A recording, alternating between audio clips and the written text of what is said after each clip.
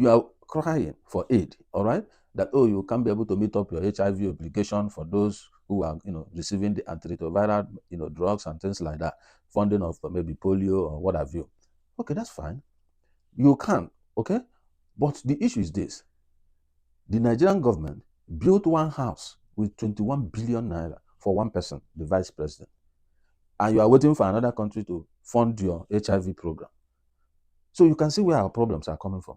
They procured about 460 SUVs for members of National Assembly, worth billions of naira. Each of the SUV worth minimum 140 million. And you are waiting for another country to give you aid to deal with HIV program or polio or immunization or what have you. Hello guys, welcome to my channel. This is Andy Media TV, once again welcoming you on Trending Stories. So today we want to look at the Trump 2.0, actions and executive orders and its impact on Nigeria. However, we are picking out just one, the funding freeze. How has it impacted Africa as a whole? I want you to understand that President Donald Trump of the United States signed an executive order to pause every foreign assistance for 90 days. This is to enable his government to review this funding to ensure that they are in line with his policies, with his programs, and with his direction. Because it was believed that in the prior government, which is under former President Joe Biden, that the government extravagantly expends US tax dollars to programs, policies, and projects that has no benefit to the American people. And remember, President Trump ran on the mantra of making America great again, which is called MAGA. So his mission is to review these foreign aids and be able to identify those who doesn't add any value to the American government and who doesn't align to his policy direction. If you follow up, what's going on in the U.S., you recall, when the president was announcing that they have already found about $50 million to be spent, in Gaza for the procurement of condom. And one wonders, why should that be? So, having said that, a few days ago, the former president of Kenya, Uhuru Kenyatta, was speaking in East African region in a summit tagged Global Health Security Summit. In that summit, he was criticizing African leaders who were crying, who were lamenting, who were feeling sad that the President of the United States froze funding for foreign aid. According to him, he said that, why should they be lamenting? Why should they be crying? They are not citizens of America. They don't pay tax in America. And the Americans have to do whatever they want to do with their resources. That what African leaders need to do at this moment is to look forward on how to utilize the resources they have judiciously and to implement policies, programs, and projects that will benefit their citizens. He said that most of the African leaders expend the resources of their countries extravagantly, doing things that adds no value to the country. That this is a wake-up call for the leaders to be able to harness what they have and put it into proper perspective in a way that it will address the problems of their country. I think I stand with him on that. So if you may know, Uhuru Kenyatta was the former president of Kenya between 2013 and 2022. So at this point, we are looking at the message, because I know many people will start asking, oh, when he was president, what did he do? Did he do that? When he was president, if he was lucky, there was aid, but today there's no aid. So the reality is on ground. But I think the breaking news on this whole issue is that the United States court system has, paused this funding freeze. And because of that, the president has lifted the funding freeze for the meantime while they conduct their reviews. And I must tell you that it's quite critical when you look at what happened in the past administration, looking at the open borders, how they were funding illegal migrations and all that. So the president deemed it fit that for foreign aid to continue to happen, they need to take a review of what transpired in the previous years and be able to figure out things that are not necessary, things that are not critical to the American system. And you know that his mantra or his message during his campaign, even in Trump 1.0 and Trump 2.0, is all about making America great, and it's all about America first. So his agenda is to put America first in everything. There's an adage that they say that whoever has wealth also has the capacity and the ability to do whatever he want to do with his wealth. So the foreign aid that the African leaders are clamoring for belongs to the American government. So whatever they deem fit to do with their resources, they do with their resources. So before we go into full details and examine, the funding freeze and the impact and implications to, African countries, let's take a look at the video and see what Uhuru Kenyatta said, and then we'll be right back to critically analyze these issues. Let's take a look at the video. We'll be right back. Don't go away. We're back here in Africa, where former Kenyan President Uhuru Kenyatta has criticized African leaders for lamenting U.S. President Donald Trump's decision to freeze foreign aid, including the president's emergency plan for AIDS relief. Speaking at the East African Region Global Health Security Summit in Mombasa, Kenyatta urged leaders to shift from dependency and instead focus on self-sufficiency. He questioned why African nations should expect U.S. support when they do not contribute to its tax system. I saw some people the other day crying, oh, I don't know, Trump has removed money. He said he's not giving us any more money. Watu wanalia. Why are you crying? It's not your government, it's not your country.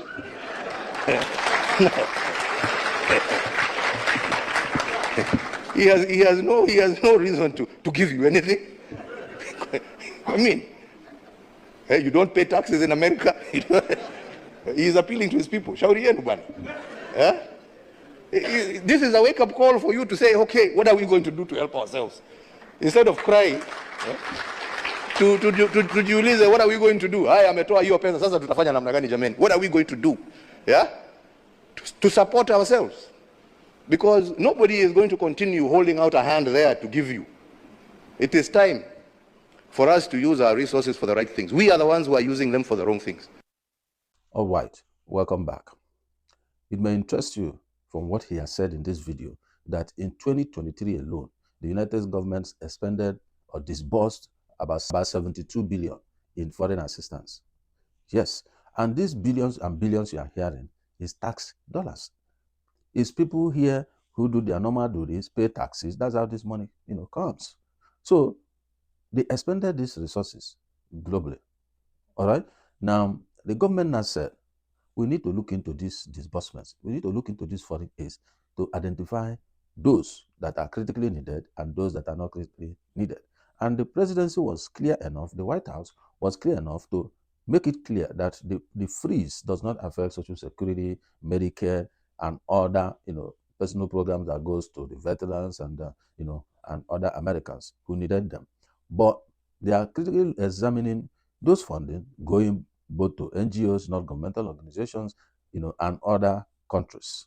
It was alleged that most of what happened in the past 4 years of President Biden's administration was fueled by the NGOs. So based on that, and these NGOs are being funded by the United States tax dollars. So they felt that, we need to pause this, figure out those who are really involved in all this, stuff, and then be able to yank off our resources from them.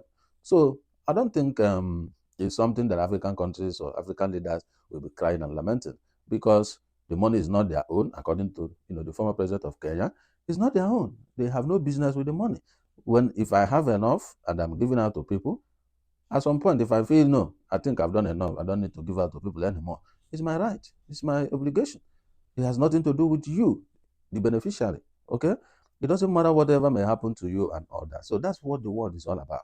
When somebody is telling you he is for America first, that should send you a message that which will be the last. So whatever remains, that's what they can throw, at you guys over there. So the point is, instead of crying and lamenting, it's time for African leaders to sit down and think out of the box, think from their feet, and be able to channel their resources to do things that are critical for development in their country. When you look at illegal migration you are seeing today, you look at all this migration you are seeing going across the country. Africa also has huge numbers when you look at that. Why? Because many things are not working.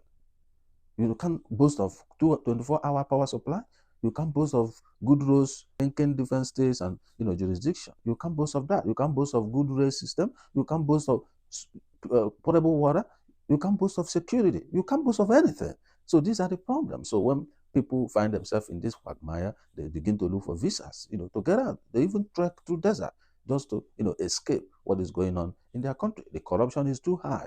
It's on the high level that no resources generated by these African countries, goes down to, change the lives of the people. I can understand some of the Francophone countries who are still under the second level of colonization under France government, which some of them are breaking out, like Niger, like Burkina Faso, and the rest of them. So we understand all this situation. But the point is, Africa is well blessed with material and human resources. We're blessed. But what is happening? Where are the resources going to? Let me, narrow it down to Nigeria, for example. Okay? You are crying for aid, all right? That, oh, you can't be able to meet up your HIV obligation for those who are, receiving the antiretroviral, drugs and things like that, funding of maybe polio or what have you. Okay, that's fine. You can, okay? But the issue is this. The Nigerian government built one house with 21 billion naira for one person, the vice president. And you are waiting for another country to fund your HIV program. So you can see where our problems are coming from. They procured about 460 SUVs for members of National Assembly, worth billions of naira. Each of the SUV worth minimum 140 million naira each.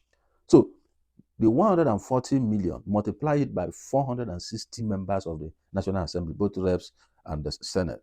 You see how much we are talking about. And these vehicles were imported from outside the country. They were not procured from indigenous car manufacturing companies. We have Innocent, we have Bronco, we have a lot of car manufacturing plants in Nigeria, but they were procured from outside the country. So billions of dollars are spent. And you are waiting for another country to give you aid to deal with HIV program or polio or immunization or what have you. So you see the reason why the former president of Kenya is saying it's time for you to administer your resources in the right direction. And that is what it should be. You have to sit down and begin to think. This is what we got. What are we supposed to invest this money in, to be able to benefit our people? But the problem is that most of these leaders, they don't think about their people. They don't care. They don't. What they care about is what elephant project can we do to be able to mop some billions into our coffers. That's their thinking. Nigeria is blessed with crude oil. Since 1959, crude oil was discovered in Nigeria, in Oloibiri. Till date, what have we achieved with all the oil resources? At times, crude oil was sold at over $100. Where are the monies? What project, what investment did they do? Did they invest in people? No. Did they invest in infrastructure? No. Look at Nigeria today. Over 24 or 25 years of democracy in Nigeria today. We are still as if there's no democracy. Where is the power? Billions of dollars expended in power, no light. Where are the roads? Travel on the road and see what the situation looks like.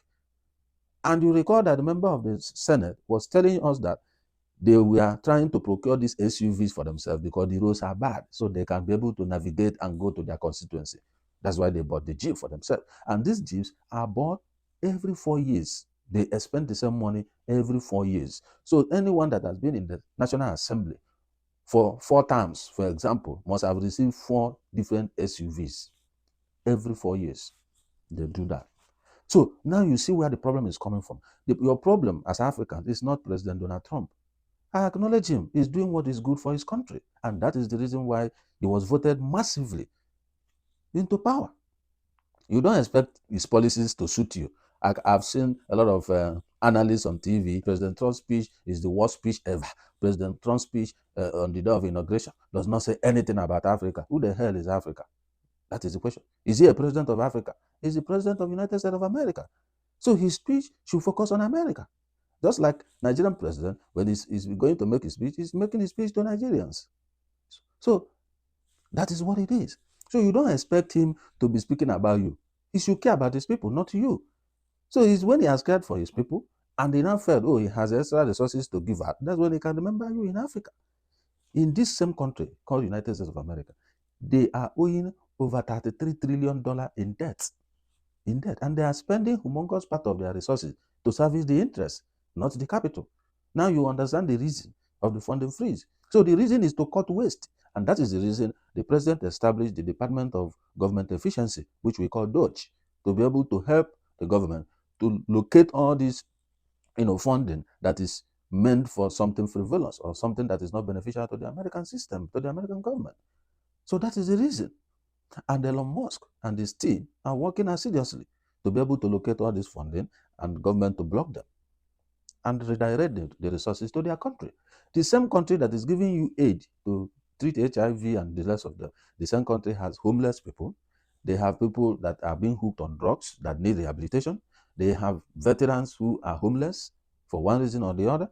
They have even jobless people as well. So they have their own problems. But when this aid comes to Africa, what do they do with it? Most of the money is siphoned. They are siphoned. They don't get down, to the things they are meant to do. And when you look at the corruption in Nigeria as it is, they spend this money in such a manner that it benefits them who are handling the program. They buy all kinds of vehicle as project vehicle, which they will take. At the expiration of that project, they mop all those vehicles for themselves. That one is gone. They go for frivolous trips, arrange all kinds of trainings abroad and at home, so that they will be writing off these monies to themselves and stuff like that. At the end of the day, limited part of the money goes into the project itself. That's what it is. So why is it that all this aid have been coming for years and still the problem continue to increase? It's not reducing. That is the issue. So those of us in Africa, lamenting and crying about Trump administration, my dear, there's no need to cry over spilled milk. Mr. President has his agenda and is dealing with those agendas. Americans voted for him for certain reasons and is dealing with them squarely. He's dealing with them squarely. Most of the things they don't want is what he's already tackling. So the man has sleepless night doing the work he has told American people is coming to do for them. So whatever your perspective is, that's secondary. We saw him withdrawing from World Health Organization and he lamented, why should America be paying more than China? So they withdrew. So the World Health Organization have been there. We saw their role in the COVID issues and things like that. So the American government is deciding what is important to them. And that's where they want to put their money. So Africans, decide what is important to you. Put your own resources in what is important to you. We can't continue to depend on aid. We can't. We can't be carrying cap in hand and be begging for aid. And most of these aid come with conditions. They tell you what they want. Then you sell out part of your country because you want aid. So are we going to continue like that? Now you know why the comments made by former president of Kenya, Uhuru Kenyatta, is critical. He's germane. He's right. It doesn't matter what happened in his own government. I don't know. But I'm looking at the message he has delivered, and that is what it is. It's time for African leaders to sit down and focus on their countries and be able to handle the problems that is bedeviling their country. With the little resources that they have, they should make impact on the lives of people. Look at poverty weaponizing Africa. Poverty everywhere in Africa. And the leaders are living large. There's huge hunger in Nigeria, but the president changed car from Mercedes-Benz to Cadillac, new presidential jet. They keep expending the little resources that the country has on things that does not matter. Now, American government created DOGE, the Department of Government Efficiency, to help them cut waste. But in Nigeria, for example, what are they doing? The president fired 5 ministers, appointed 7. Is he cutting waste or increasing waste? So these are the issues. There is Department of Livestock in the Ministry of Agriculture. He now yanked it out and made it a full-fledged ministry, which will require new minister, new permanent secretary, and other things that follow. So he's expanding the government instead of shrinking the government. Look at the president of Argentina. He came on board, he shrink the government agency, cut off those that are not needed, stop funding them. Then within 2 years, he has achieved balanced budget, which has never been done for over 100 years in Argentina. What again did he do? He's now getting to the level of budget surplus as we speak. So what are we saying? When you see somebody who wants to work, you will see the sign. Okay? You will see the sign. When the guy, when he won the election in Argentina, the sign was there. He was already showing what he will do. This ministry out. This one, no. That one, no. This one, no. And he came in, he did exactly that. And now the country is getting transformed. He inherited a dilapidated government, but now the government is gaining momentum. Same way President Trump, the moment he won an election, he sat down, crafted his cabinet with top-notch individuals who will help him run his vision. And he has appointed everybody, even telling senators, don't waste my time. Screen them immediately, get them set. I don't want delays. I'm here to serve America for these 4 years.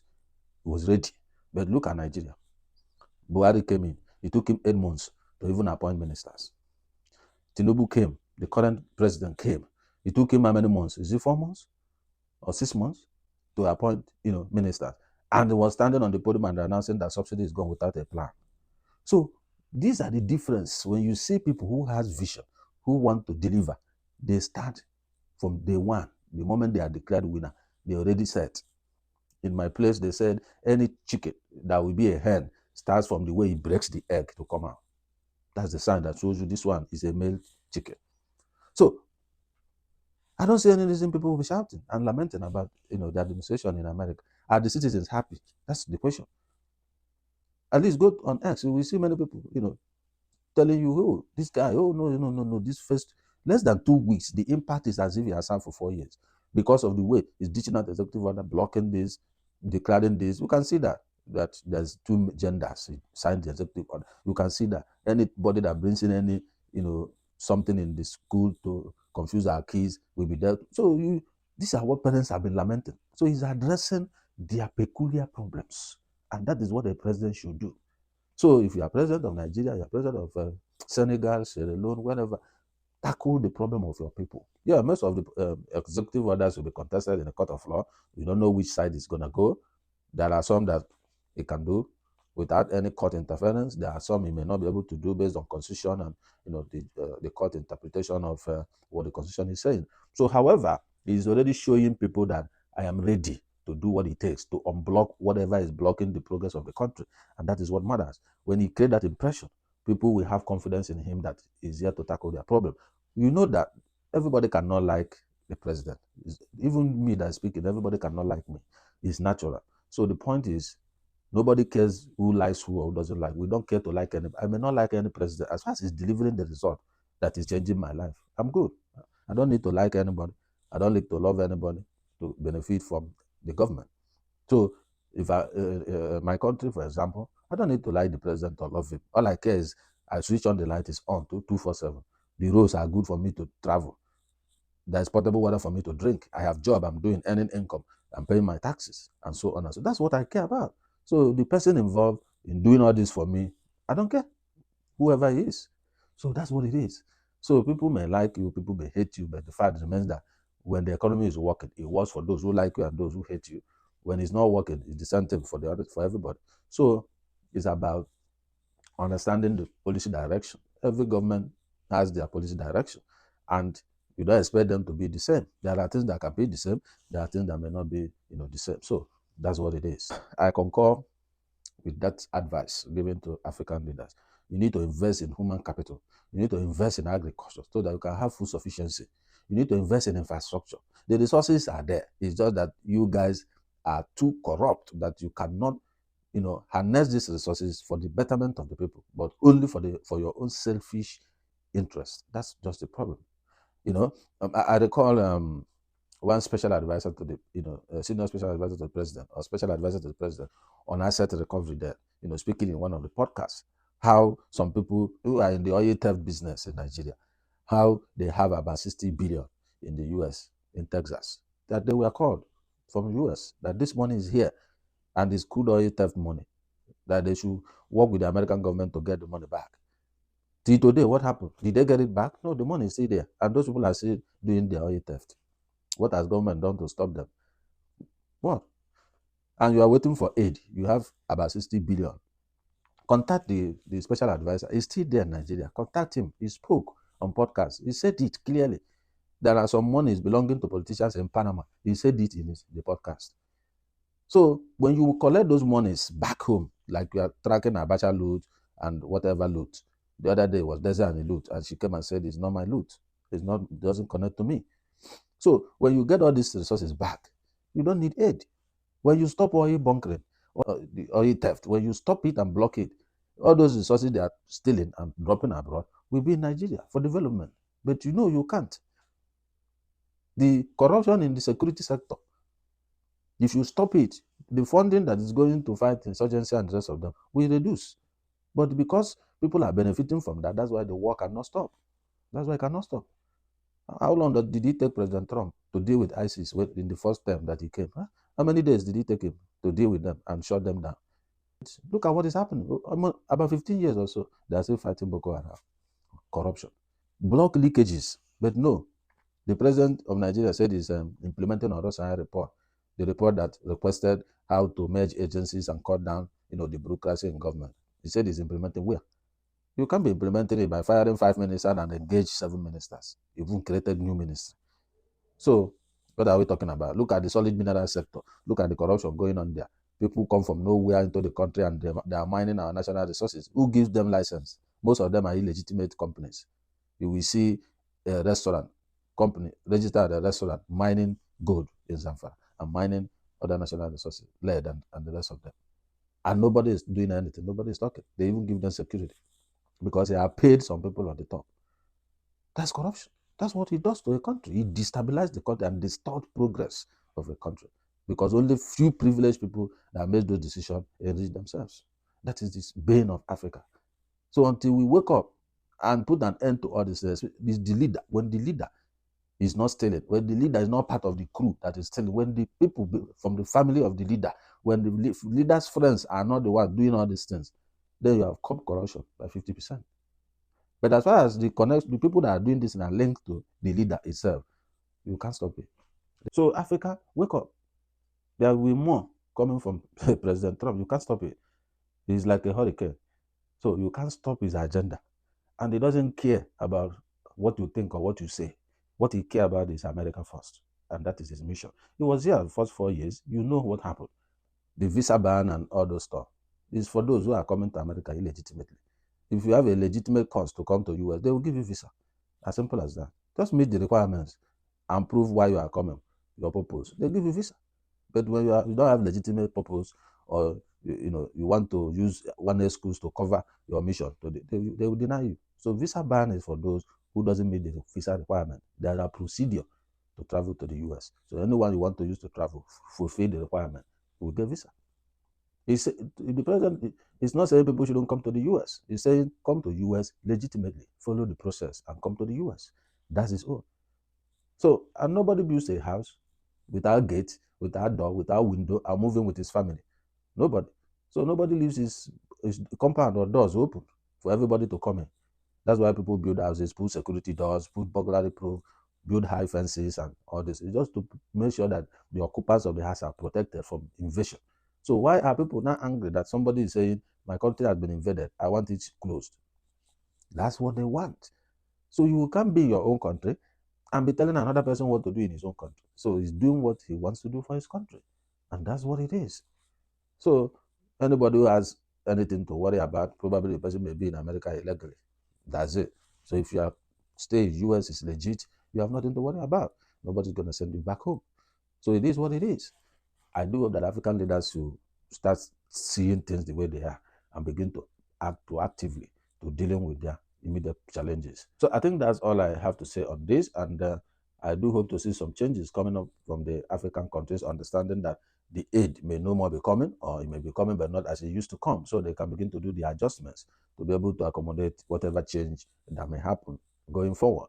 So as I leave, I will encourage you to put down your comments in the comment section, and we continue to deliberate and talk about all these issues to see how it benefits our people. And then if you are new to my channel, please don't forget to subscribe to my channel and hit the subscription button and the notification button as well, so that once my next video comes on board, you'll be able to be notified on that. So I'm gonna say to you, thank you for being on my channel, and thank you for watching this video, and thank you for sharing it and liking it. Please spread this video, let other people see what's up, and then I'll see you in my next video. Do have a wonderful day. Thank you. I'm signing out.